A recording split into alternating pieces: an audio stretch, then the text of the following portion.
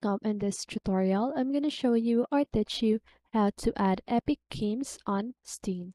So if you want to know how I did it, just keep on watching. So first of all, you want to open your Steam application.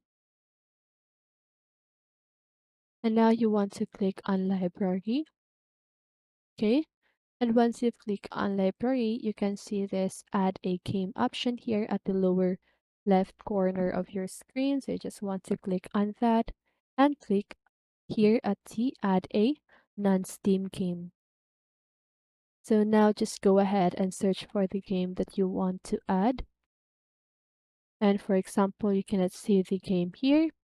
You can just click on Browse, and there's this window that will pop up, and you can search here for your game. Okay.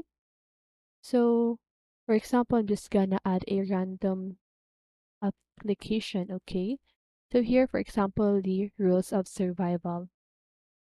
So you just need to click on the box at the left side of that game and click on add selected programs. Okay?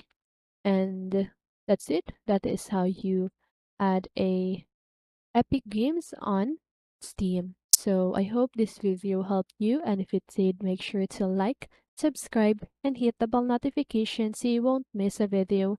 See you on the next one, and have a great day.